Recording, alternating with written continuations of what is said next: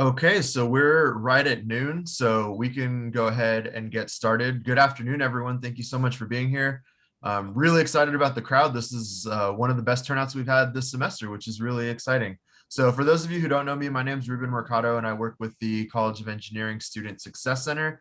And this is the latest edition of our Win Wednesday presentations. Joining us today, we have Heather Hanson from BioMedSA, who's going to be sharing about careers in the bioscience industry. So really excited to hear about that.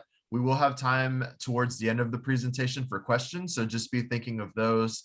And we thank you so much for being here. Again, quick reminder, just make sure your microphones are on mute. We do encourage you to have your cameras turned on. And we're excited to hear from you, Heather, and I'll go ahead and turn it over to you. Thank you again for taking the time out of your schedule to do this. Thank you, and it's a pleasure to be here. I'm the president of BioMedSA, and BioMedSA is the hub of the healthcare and bioscience industry in the San Antonio region. And I'll get into myself a little bit later in the presentation, but I'll start with the life science industry in San Antonio, BioMedSA, and what our role is, and then I'll get into me. Just to give you a quick background, my degrees are in mechanical engineering, and I've been medical device development career for most of my career has been a medical device. So looking at the healthcare and bioscience industry in San Antonio, it's important to know we're the largest economic sector here with over $42 billion economic impact, and that data is from 2019. Nearly 1 out of every 5 workers are employed in life science. There are a lot of colleges and universities, as you know, and yay, UTSA, there you are. These slides, by the way, the first half of this is what I present to national companies who are thinking of relocating here, as well as international trade organizations and companies. So you're seeing what they get to see as well. In 2019, there were there were 175 life science US patents published. And just for your reference, we use the published number because it's a quicker number. It's 18 months after they were filed, where the actual approval of the patents can take 5 or 6 years, so it can be a while. Over 530 million federal research dollars annually are spent in the San Antonio region, and there's only over 200 bioscience companies here. There are 5 disease areas where a lot of work is concentrated in San Antonio. The biggest one is trauma, wound care, and regenerative medicine. The second biggest is infectious diseases, and cancer, diabetes, and neurological disorders. And we focus a lot on collaboration here in San Antonio. It is one of the strengths of our industry that sets us apart from other cities elsewhere, is that the friendly culture you know of in San Antonio does spread to industry, and people are generally helping each other to succeed rather than trying to climb on top of each other to beat out the competition, so to speak. BioMedSA hosts disease-specific meetings in San Antonio to help facilitate that collaboration. We have a lot of capabilities here to support bioscience companies, and I'll go through each one of the steps of the commercialization and development process, except for the last one, because that doesn't really pertain to engineering as much. As I mentioned before, over $530 million of federal funds are awarded for biomedical research here. There are several world-renowned research organizations available to assist. Texas Biomedical Research Institute is the National Primate Center is there as well. They also have BLS-4 lab and level 3 labs and 2 labs. They do a lot of infectious disease work, and pretty much all of the vaccines for COVID have gone through testing at their facility. And they are a big deal that we're fortunate to have here in San Antonio. UT Health San Antonio, of course, the medical school, and a lot of research that happens around that. Southwest Research Institute, which not only does stuff in life science, but pretty much all the sciences and engineering disciplines are there. UTSA, of course, supports the industry. And there is a significant amount of US military medicine work done here through a lot of different facilities. On the innovation side, I mentioned the patent applications that were published in 2019. There are several innovation accelerator support organizations available to help startups, and there is funding available in the region at the state level and the local level. On the development side, we have a lot of concentration around drug discovery support, modeling, screening, small volume manufacturing, and some of that is at UTSA. There are supporting organizations for contracted research and customer discovery, which is very important for those of you who are thinking about being an entrepreneur at some point. It's very important to really understand your customers. There are a lot of times in medical device in particular where one doctor will have what he or she thinks is a great idea and nobody else would use it for a variety of reasons. They don't practice medicine the same way. Oftentimes the doctor who thinks of something is smarter than the regular doctors. And so it doesn't really fit for the regular standard of care. So the customer discovery piece is very important to make sure someone will actually buy your product when you finished it. And there are companies and consultants available here to support the engineering, design, development, and regulatory. And there's some pictures here throughout these slides. There's of course more organizations, but I just put some there to get a flavor. On the testing side, we do have a lot of capabilities with custom testing, particularly SWIRI being a big component of that, as well as at the Primate Research Center at Texas Biomed. And to that point, there are multiple places where you can do your animal studies or preclinical testing. The military also has a lot of animal labs, and there's some private organizations as well. And we are a good place to do clinical trials, given the population here. It's an ethnic, diverse population, and there's also a lot of disease prevalence that are important for clinical trials, such as diabetes, obesity, and cardiovascular issues. There were over 1,400 active clinical trials here in 2019. Regarding manufacturing, we can support small to large volume manufacturing. And if you've had a class about manufacturing yet, then you understand there's a big difference between making a few of something versus thousands and hundreds of thousands. They have to be designed differently, and the manufacturing is different as well. The manufacturers we have here can do medical device components, the completed medical devices, packaging, accessories. We also have a lot of biologics and tissue manufacturing and pharmaceutical manufacturing. So moving on to BioMedSA and who we are. As I mentioned earlier, we are the hub of the life science industry in San Antonio. We set up targeted working groups and collaboration events to bring people together. And I would encourage you as students to participate in as many of these events as you can. Industry is very supportive of students and happy to talk to students and give you information on not only their companies, but careers in general. We do communicate funding opportunities, events, and news on our website as well. And the events cover all events relevant to the life science industry in San Antonio. And again, our focus is facilitating those collaborations so that we can grow the industry here. We also advocate for the life science sector from a policy perspective, from local, state, and federal priorities, as well as looking at how we market the industry and involvement in national industry organizations and the national academies. We do have a job board, so I invite you to look at that. It is updated probably on a monthly basis, so it is possible that you can click on something and it'll say this job is filled. But it is a good way to look to see what's out there in a targeted way, because it is just jobs in San Antonio in the life science industry. We are doing a lot with the city on workforce development in making sure that we have programs that are meeting industry needs, and any gaps, we want to fill those. And we will be starting a workforce committee later this year to even do more beyond that with K through 12 and university involvement and scholarships and things like that. But that is for the future, not right now.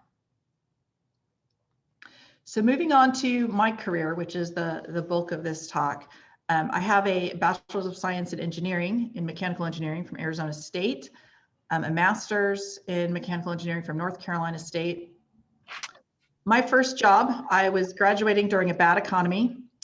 There were a lot of defense cutbacks. So there were experienced mechanical engineers running all over the place who needed jobs. And as I was looking at what universities were recruiting, normally there'd be like some 30 employers. There'd normally be like 30 of them or so doing interviews on campus for MEs. And I watched that dwindle as the semester was going on, my last semester in school.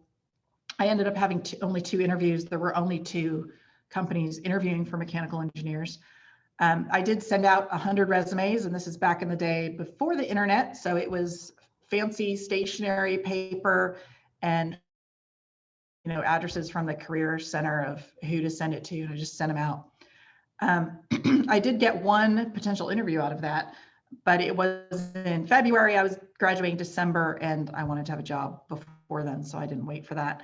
Of the 2 interviews I had, one of them I made it to a second interview, and then they said, we're not hiring that job anymore.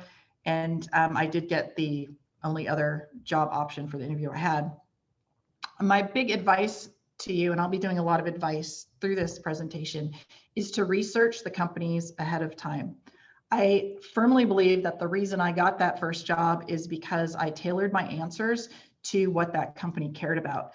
In this case, it was Motorola, and they were instituting Six Sigma and quality initiatives, which were really before the ISO 9001 and 1345 standards had come out, and they were a big proponent of that. And I was able to speak to that during my interview, which really made me stand out amongst the other people who were interviewing. And I was doing that again. This is pre-internet. I was doing that looking at materials in the Career Center. So again, you want to use your Career Center. I'm sure they have great stuff there that can help you figure out what companies want.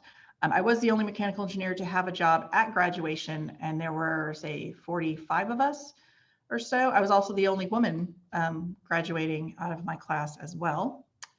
I've had multiple career changes as I've gone about my career, and I think that's pretty normal. There are some people who really like what they're doing or don't like change, or both, and they will stay in the one career, but I have moved around a lot. So I have a lot different perspectives on different things. So my first job was at Motorola, and I was there for 4 years, but I started out in manufacturing engineering of GPS devices when those were first coming out. I hated manufacturing engineering, I'll tell you that. Some people do like it. I didn't, but it was a very, very valuable experience, because as a design engineer, if you don't know how they're going to build it and don't really feel the pain that exists in manufacturing when designs aren't documented right or designed right for manufacturing, then I don't think you make as good of a design engineer. But I transitioned from that to design engineering, also at Motorola. The other thing about manufacturing experience that's really beneficial for a career is when you move into management, because manufacturing engineering is very structured. It can be a very high stress environment. If the production line is down, for example, and it's high volume, it's not uncommon for the production supervisor, and then it goes up to the production manager. It keeps going up the chain the longer the line is down, and those people in management will come to the manufacturing engineer's desk and say, okay, we've just lost $100,000 in the last hour. Where's your answer? How are you going to solve this? We're losing money. And they dump that stress on you, because that's the amount of money that's getting lost. And then they're going to have to pay workers overtime to make up for it, and all of that. So it is very stressful. It's a good place to learn how to deal with stress and structure that's useful for management and corporate policies and things later on. Big companies have the advantage of enabling career changes within the company. It's easier to switch, say, for manufacturing design, because I was at the same company, so I knew of opportunities. And really, the design engineering job they created for me, because I was already helping out the design team anyway. And that doesn't, at a small company, it can be harder to do that, or mid-sized company, I should say. Big companies have a lot of procedures and processes already defined. So you don't have to invent those things as you're going along that you do at the smaller companies. However, the flip side of that is a lot of times those procedures and processes have a lot of bureaucracy in them, and they may have a lot of steps that aren't really warranted, but are historical. For some reason it was important, and now it's not, and you just have to muddle through it and deal with it. They also tend to rely on departments to do various aspects. that at smaller companies, there aren't giant departments to do those things. So you have to kind of scale back, but it is good to get that significant structure that you get at a high volume manufacturer. So I have advice slides kind of interspersed in here. And so this one is on don't hurt your next job chances.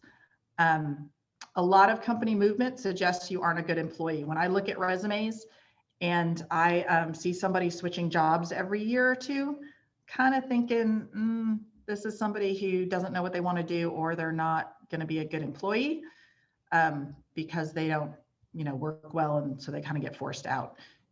You want to definitely keep every job position for 2 years, unless it's an extreme situation that's just really toxic. It does take about that long to learn all the aspects of the job anyway and be good at it. So you really want to maximize what you're going to learn at that job by staying for 2 years. So some exceptions, a promotion in the same job, for example, you're engineer, then senior engineer, that just proves that you're awesome. So that's a good thing. Internships obviously don't play into that. You can do an internship as long as you want. If you don't like that particular career that you're doing in the internship, I would suggest you don't keep it all through college, even though it's a nice steady income, because as an employer, when you're looking at the resume, they tend to look at the internships and say, oh, this person likes to do this kind of thing. They were there for a year and a half. They must really want to do that. And you limit yourself that way. It's better to do a different internship every summer or switch every year in internships so you get a variety there. It's ideal to keep every employer for 5 years. It does cost companies a lot to hire and train someone. And for that reason, they don't want to be doing it every year or two because someone leaves. Again, that's a general rule of thumb. It's not a crisis if you have a job that was 2 years to start with. But if you do that, you want to make sure your next one is 5 years. So my next career path was in R&D engineering for small volumes of manufacturing. And this was at Southwest Research Institute doing classified work. These are really prototype kind of volumes. We'd build 5, maybe would be the highest number. We did have to do documentation because they might want another 5 3 years from now. But it's a very different kind of design because you can allow for tighter fits, because you can always take a file or a Dremel tool or remachine something in order to make the space accommodate what you're trying to do. There was a lot of research involved in order to create solutions to the problems. This was, for me, a good opportunity to really get creative, because some of the things we were doing were very difficult to achieve. And we were really pushing the edge sometimes of what the machining technology or the prototyping technology could handle. But research projects are very different than design engineering. Personally, I'm not a researcher. I was exposed to them and I appreciate the fact that I was able to do them so I can understand it. I'm more of a short attention span, I think, than a long research project that has lots of different tenets coming off of it.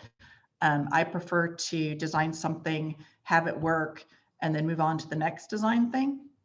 But obviously that's just a personality thing, but it was good to be exposed to that. So I understand how research works, as I've critiqued it in various aspects of jobs later. So that was good.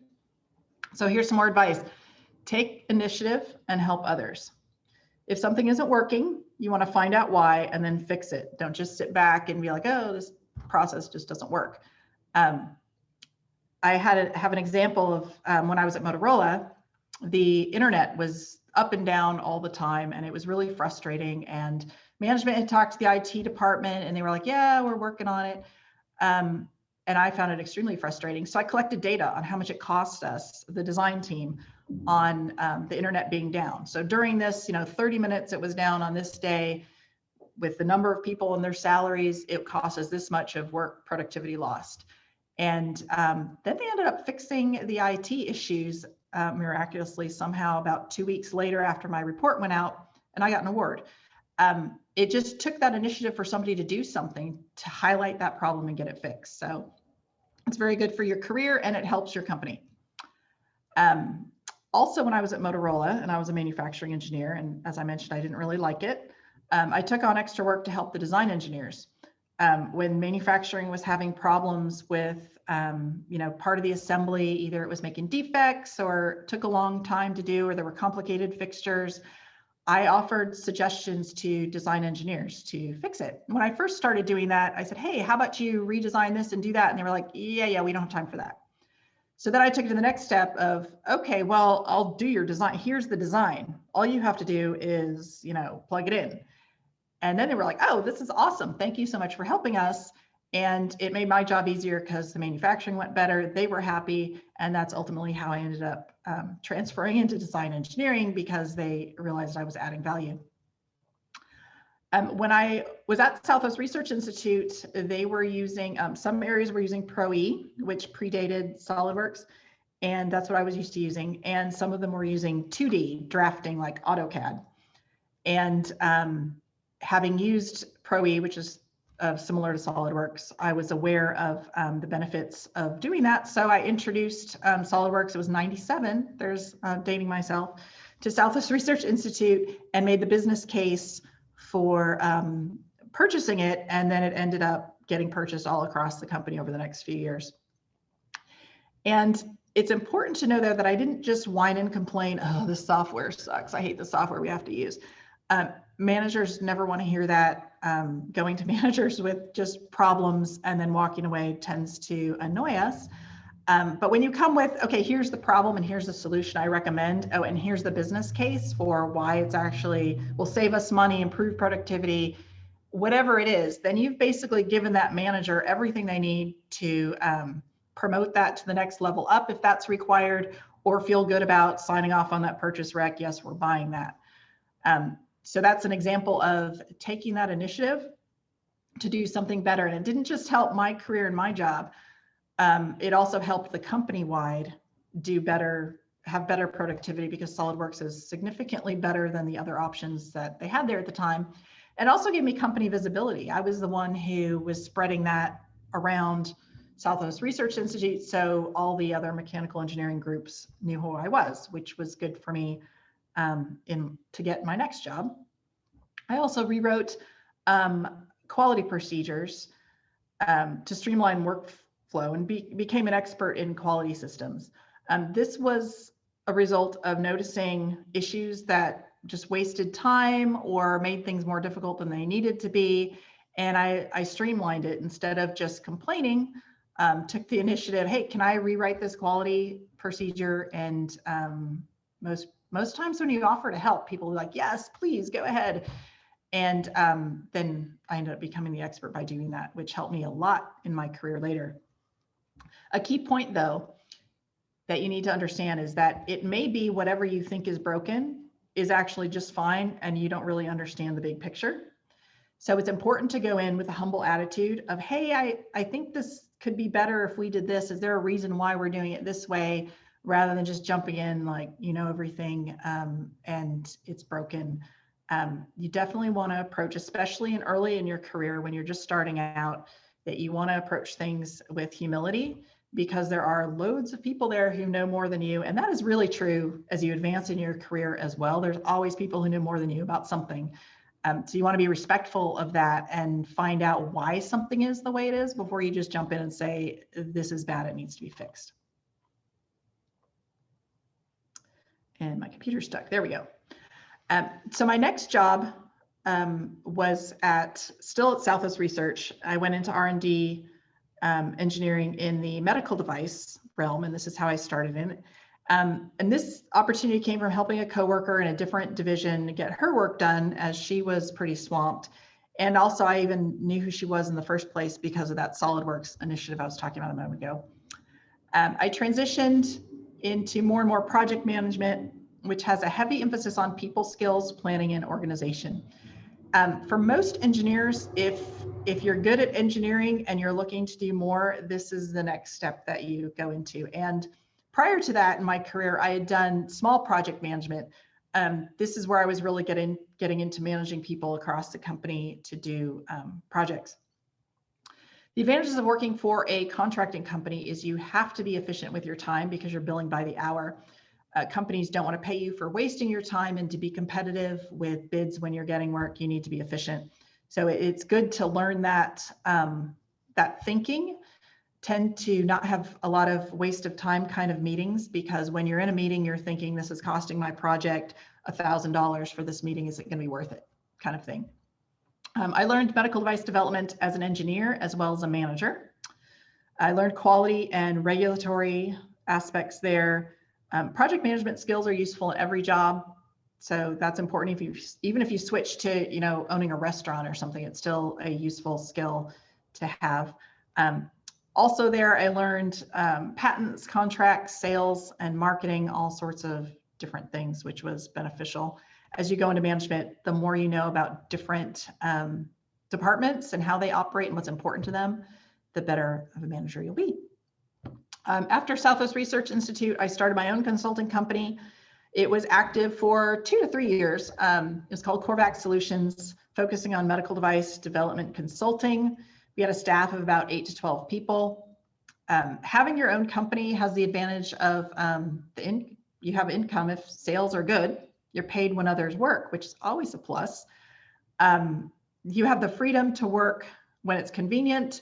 The flip side is you have to work when it's needed. So when it's your company and there's a deadline or something going on, or you have an opportunity to take on work even though you're kind of already booked, you tend to take on because you don't know when the next downtime will be. So the work can pile up having your own company.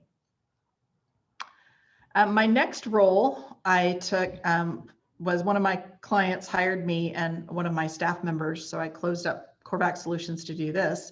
And it was a vice president at Seno Medical. And I managed all sorts of different aspects of the business. It was a startup. I started out with project management, which I didn't even put on there.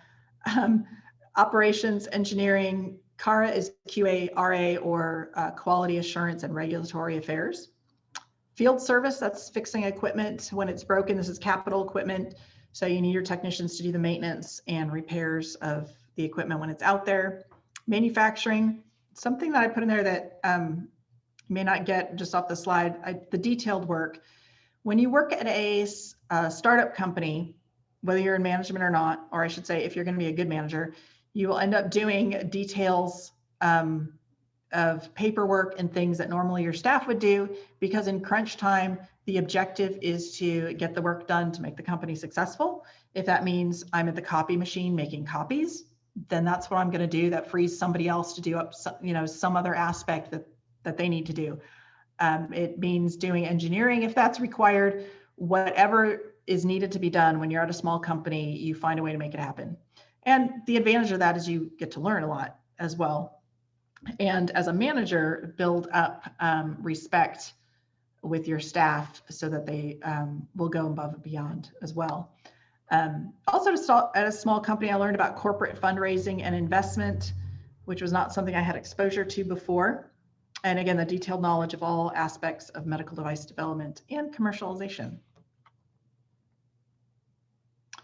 So I was alluding to this a bit earlier, but you need to do what you need to be successful for yourself and the company. I tend to, in orientation, when I've hired someone, go through the roles that my job is to help them be successful, and their job is to make me look good. My job is to make the company look good. Everybody is trying to help everyone else be successful, because then we're all successful together. And I know that can be a catchphrase that's overused, but in a company, it actually really is true. You tend to fail together. Some more advice on this topic is learn from everyone and make yourself indispensable.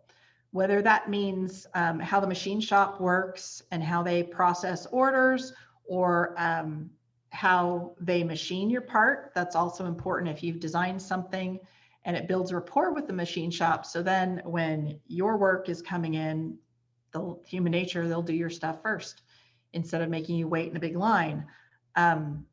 Also, the more you know makes you more useful. Oh, you can ask that person anytime you need to know anything, and you become the company resident of knowledge, which is very important.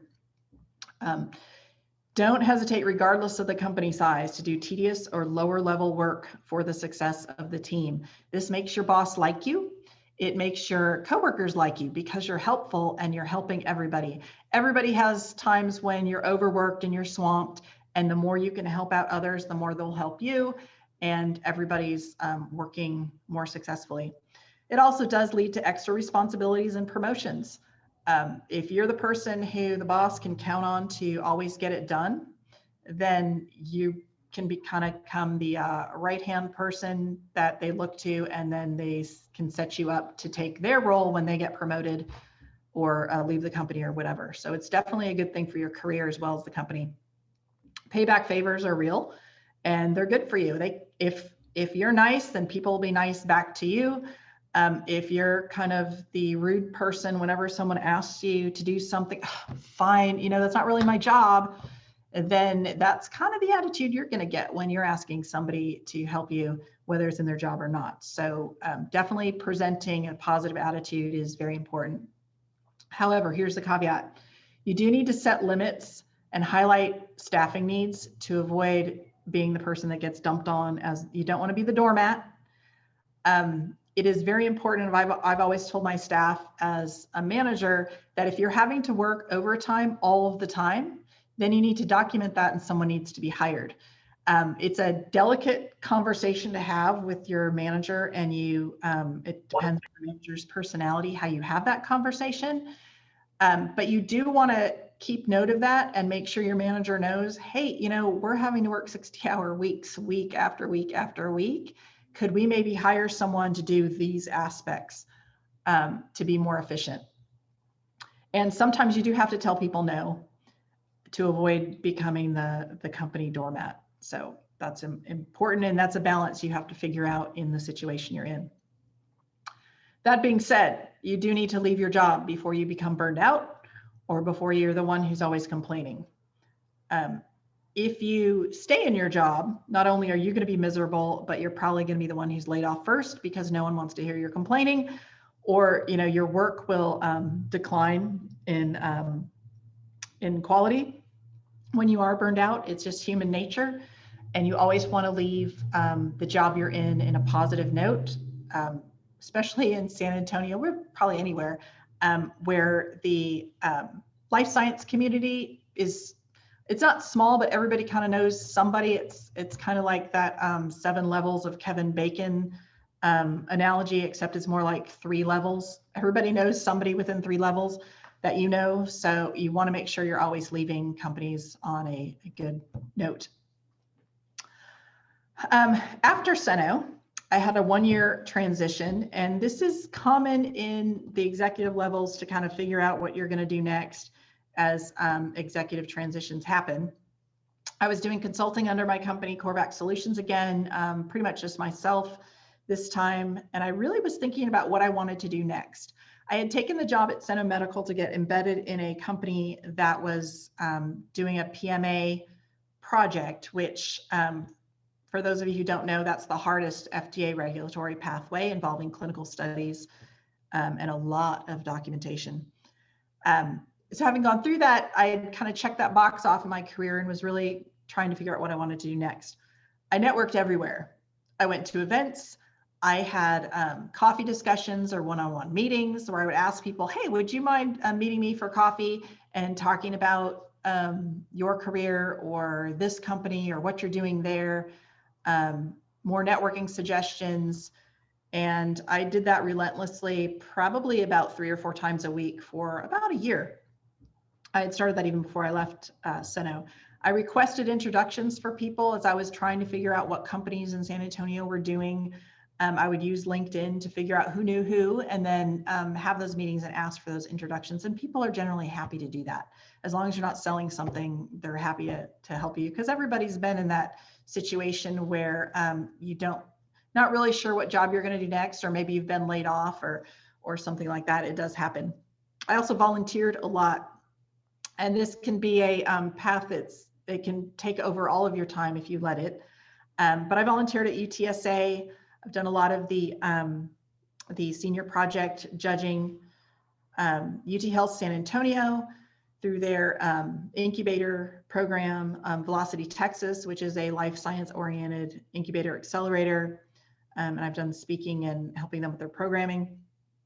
I had a goal to get to 500 LinkedIn connections, because on LinkedIn, when you hit over 500, it puts the plus on the end. So you're kind of in that group of, hey, you know, a lot of people.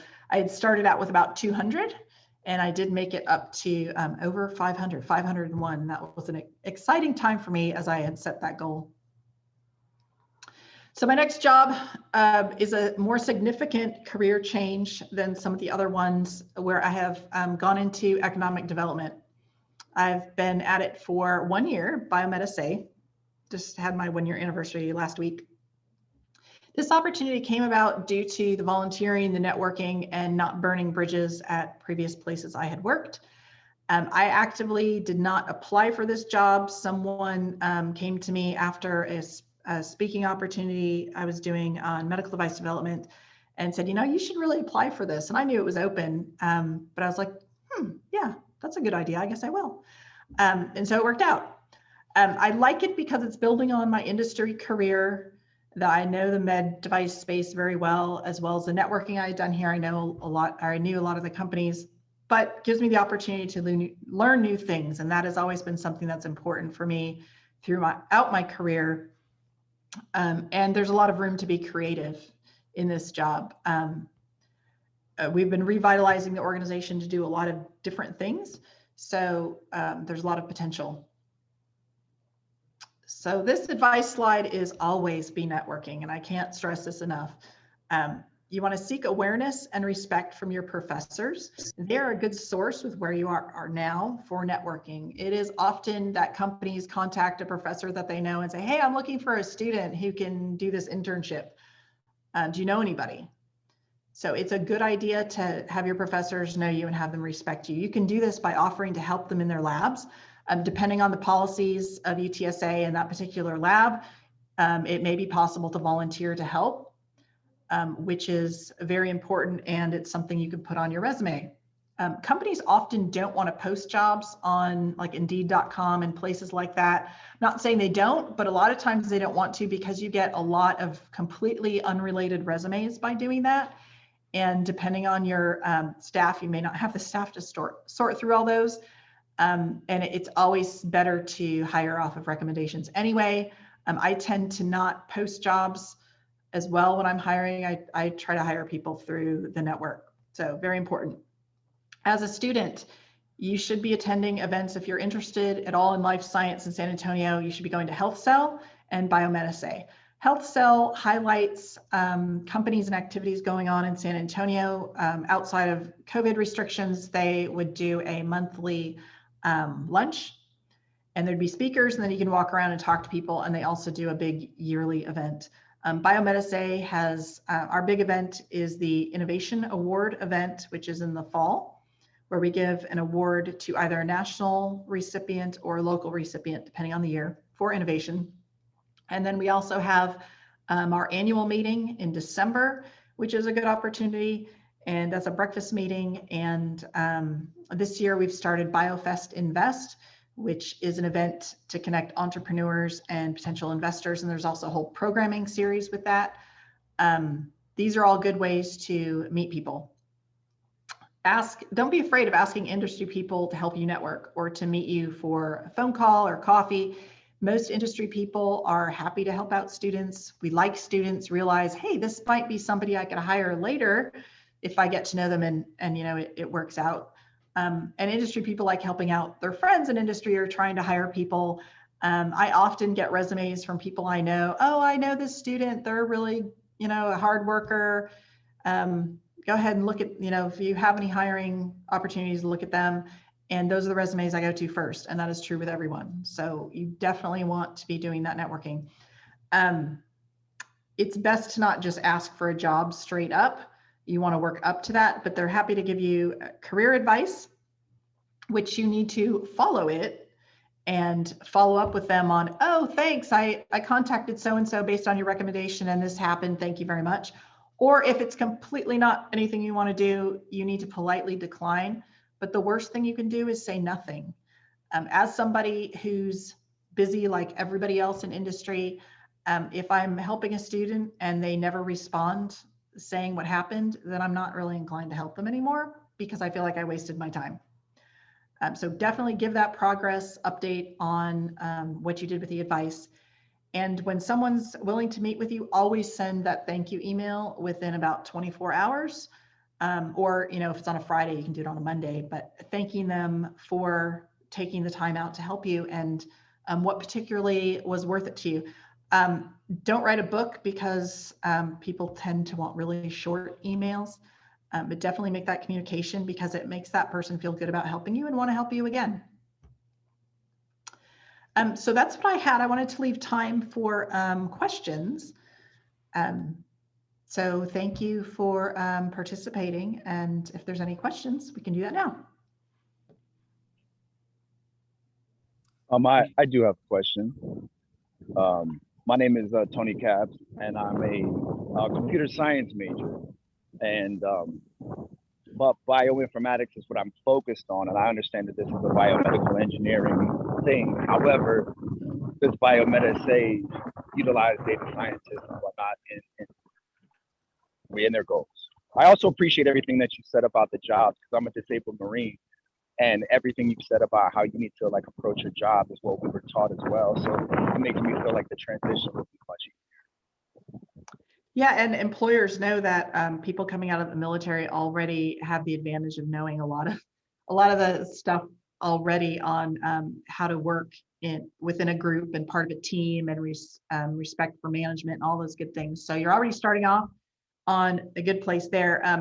BioMedSA doesn't hire data scientists. We don't have a full-time need for that. I should mention that we are going to post next week a internship opportunity for digital marketing. We had initially been looking at someone from the business college for this at a lot of universities, not just UTSA, but are opening it up to engineering because it'll give you an opportunity to get to know the industry. If you have an interest in digital marketing and writing blogs and that sort of thing, you can look for that next week. But there are bioinformatics jobs available. There's, depending on where you're going with that, clinical studies is a good area for that. And there's a lot of clinical study work. And we have some biostatistician roles actually posted on our job board right now. But I could see it fitting in that realm as well. That would fit in that realm. And like you said, the teachers, I've worked closely with Dr. Fernandez and Dr. Rawan. Just like you said, make sure you're close with your teachers about that, so that they could be my references to show that. But I will look that up, and I appreciate that, man. Oh. Anyone else? Yes, ma'am. Can you hear me? Yes. So I have a couple of friends who are in software engineering and stuff like that. And a lot of them complain about once they get entry level positions in companies, it's a lot of crunch time and burnout. Is that your experience in the engineering field as well? That completely depends on your employer. And I have worked in electromechanical devices. So I've worked with software engineers, electrical engineers, and the MEs. And it really depends on the employer and how they structure their business. As a manager, it's my opinion that it's bad to work people to, just work them that hard, because then they do get burned out, they get the negative attitude and want to quit and do quit. So I've always been a proponent of hire contractors if you need to fill in a gap, or hire employees to fill in the gap. And then the other side is plan your projects so you don't need to burn people out and make them work 80 hours a week all the time. So that, I know that happens, and I've heard of it happening, but it's one of those things that you want to uncover in the interview process if you can, or if you just need a job, then just do it for 2 years planning on getting out. But you can look at that when you're interviewing based on the enthusiasm of the employees that you're talking to. I would not ask in an interview, how many hours do you work a week? Because that's kind of a red flag of, oh, this person wants to be a slacker. That's what I'm going to think as the interviewer. But you can ask questions around that where, how do your project deadlines work? Do you generally know what things are ahead of time so you plan? Or are there a lot of like, just interrupt things that some people like a job where they don't have a continual plan. They just have here's a thing, here's a thing, here's a thing. Those tend to be the ones that are overworking people.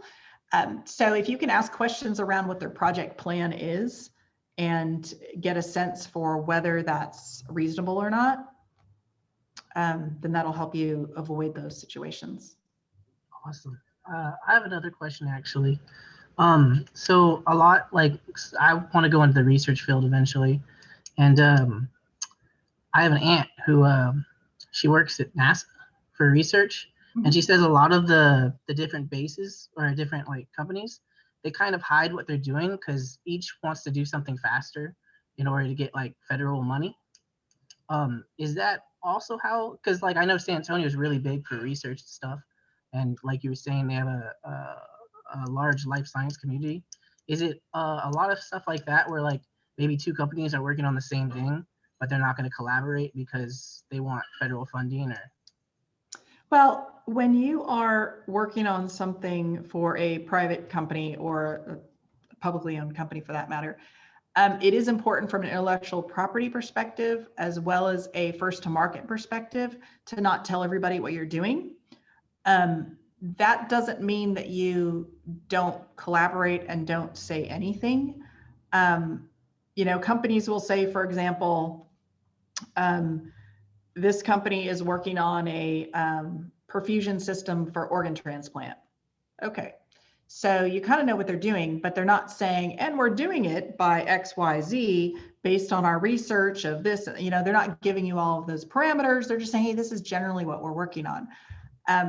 Now, when they want to collaborate and with another organization, they sign legal documents so that the organization can't, share their information.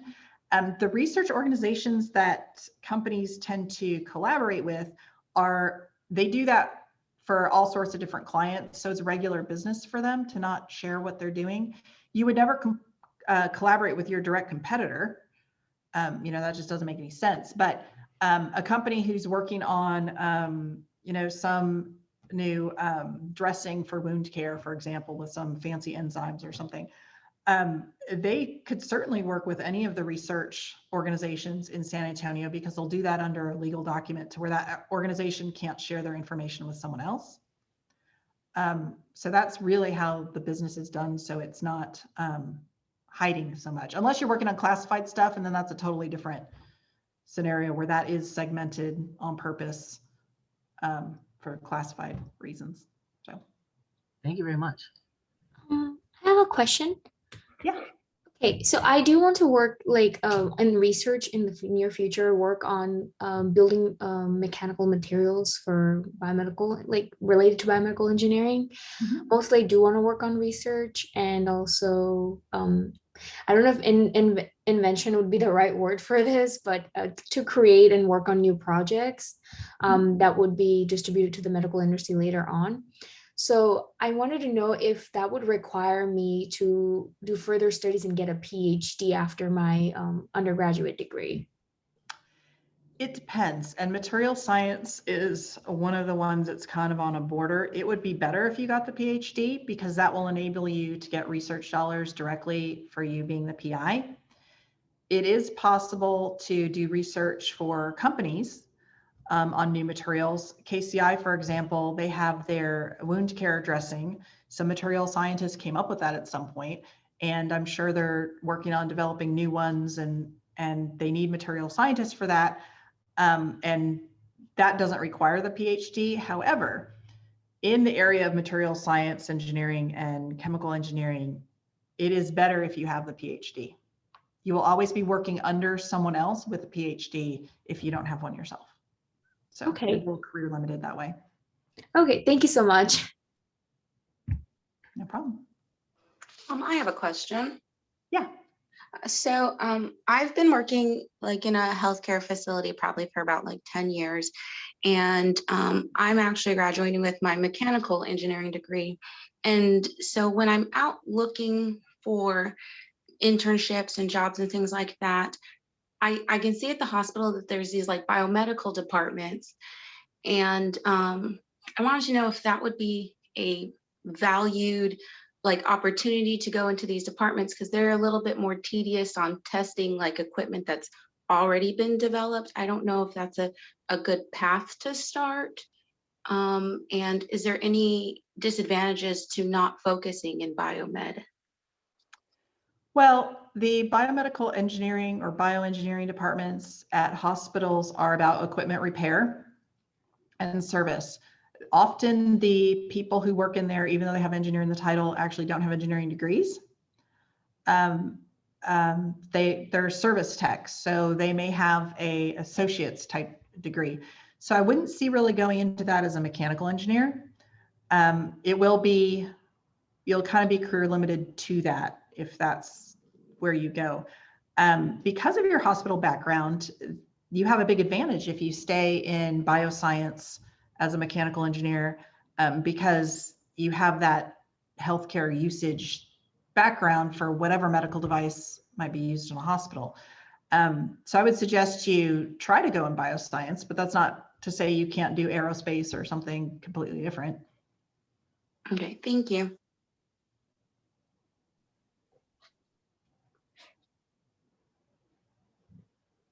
Any other questions? Maybe Yes. I was just gonna say, maybe we contact you guys through email or something, and that's my only other question. Yeah, so if you go to our website, there's a contact us form and you can fill that out. And I get those emails, so.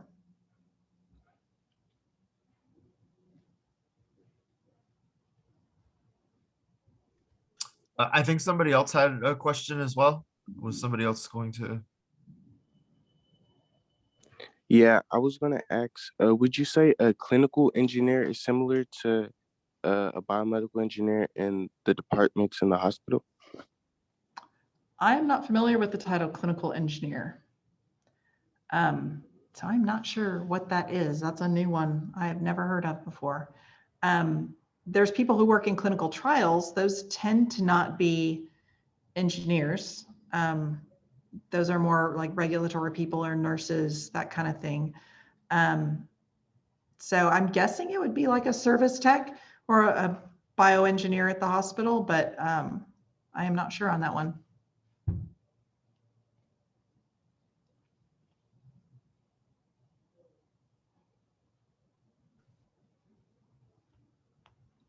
Anyone else? I have a question. Yeah. When you were in college sending out those hundreds of resumes, what was your mindset, I guess, to stay positive during that? Because I know that's a little hard. Yeah, so I sent it out of desperation, to be honest, and the desire to do something. My situation was that after I graduated, I would have no source of income and I would essentially be homeless with my car. So I needed to find something, and I was really, really stressed. So as I saw those companies backing out from recruitment, I did what I needed to do. It was a little bit depressing to get, I would say about 30% of them sent cards or letters back saying, thanks, we got it, but we're not doing anything. And most didn't send anything back. So I guess I kind of distracted myself rather than focus. I was certainly stressed out about it, but I tried to focus on other things like, finishing out the semester, doing social things, and just try to distract myself from the calendar clock that was ticking.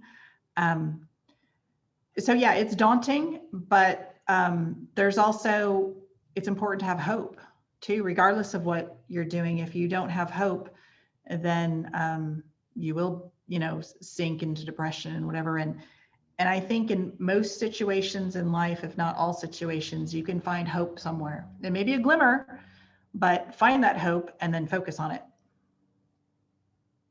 So Thank you. I'd like to slightly expound on his question, which you gave a great answer to. In this new internet age, like we've talked about, we don't get those letters back that says we saw your stuff there. So it's hard to know that anyone even saw what we gave. Do you have any advice on that? Yeah. Well, you definitely want to apply through the job channels, online or whatever their application is, and send your cold call email out. But then after that, use LinkedIn and find somebody who knows someone at that company, and then send that person your resume and say, hey, I've applied to job 5639 mechanical engineer. Do you know if this is actually a job that's being, they're planning on filling soon? Because sometimes companies just post stuff to just collect resumes over time. And you can ask for an introduction. I've applied for a job at company XYZ. I understand you know so-and-so there. Would you mind forwarding my resume? And most people are happy to do that. So that's really how I see getting past the HR screen, if you will, is that human connection. And I'm sure your career center has information on how to set up your resume to make it past the Autobot HR screeners. Even before the auto screeners, the average resume is looked at for 3 seconds before it's put in the maybe pile and the absolute no pile. So that there's some resume tips on that you can do on making your resume more readable. And I've heard you should have 2 versions, actually, one for the HR bots and one for the human being that's going to look at it, because the human beings want less clutter than the auto robots, who you need more words to get things picked up. But yeah, use your network to follow up with a real person. That was eye-opening. Thank you, ma'am.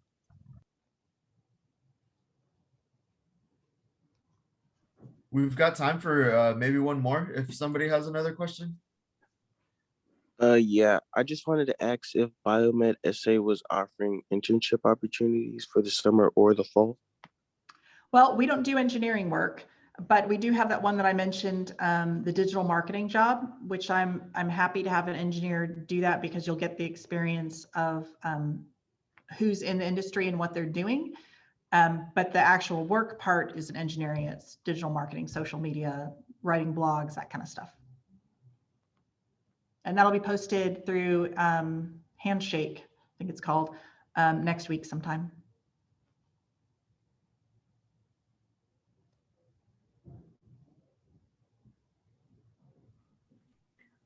Oh, I'm sorry. I actually have a question. Yeah. Okay. So currently I'm a freshman biomedical engineering student. And for right now, I'm planning, once I graduate, I want to pursue nursing school and to become a registered nurse. And I was wondering if you thought if having both a BME degree and having experience as a registered nurse would be desirable from employers. So if I'm hiring someone to be a nurse, and I see that they have an engineering degree, I'm going to assume that they're smarter than the average nurse, because most people out in the world are very impressed with engineering degrees. Other than that, I don't know that it would help you get hired unless, well, it depends. If you're getting hired at a nurse at some place that does research with medical devices or technology, then they may be more apt to hire you because they know that you can understand technical things. It's definitely a good backdrop to have, because it's not a detriment. If you had your bachelor's degree, and I'll just say basket weaving to not insult anybody, that doesn't add anything, but engineering always adds to whatever degree you're getting after. Okay, awesome. Thank you so much. Do you have time for one more question? Yeah. All right. My question is, in the instance of I'm trying to apply to a company that deals within upper limb prosthetics, such as the arm, would they find me more valuable as an employee if I had experience such as minoring in artificial intelligence or computer programming, computer science, within the addition to my biomedical engineering degree? It depends on what this prosthetic is doing. If it has, software, because it's got moving parts that are being controlled somehow, then Both, absolutely. yes. If it's just a purely mechanical attachment, then they would probably think this person really wants to be doing software and we don't have software. All right. Thank you. So that about brings us to the conclusion of our time. So we are going to go ahead and wrap up here. But Heather, thank you so much for taking the time to speak with our students today. This was really informative. And I'm glad that you were able to share your experience and your advice with students. It was really valuable, and I'm sure they all got a lot out of it. Thank you so much. Well, thank you for having me. My pleasure. Yes, and students, thank you all so much for being here. Thanks for being so engaged, asking so many great questions. We look forward to seeing you at future events like this. Actually, our next week's Wednesday session is also kind of targeted at biomedical engineers. So be on the lookout for the advertising regarding that. And best of luck with the rest of the semester. I know finals are coming up, so hope everyone does well. And yeah, thank you so much. Have a great afternoon, and we'll see you next time. For Alex P, who asked the question about should he get the computer science, whatnot, I'm Tony Capps. You can look me up in the UTSA thing. By all means, ask me about that as well, because I've worked with Zach Douglas in the biomedical engineering field at UTSA. And so if you have more questions about that, and maybe that's what you want to pursue, I'd love to, chat it up with you. Hoorah. For sure, Tony. But you just got my name wrong. I wasn't the one who asked about software. Okay, so who was it then, so I can have it down, so I can find you? I want to say his name was Jonathan. Yeah, I think it was Jonathan. Okay, well, Jonathan isn't. That's not enough for me to get, but if he's left already, that's fine. But yeah. Are you talking about the computer science or the artificial He intelligence? Computer science degree with artificial intelligence and everything else. Yeah. Because Zach Douglas and Dr. Katoub at UTSA, they're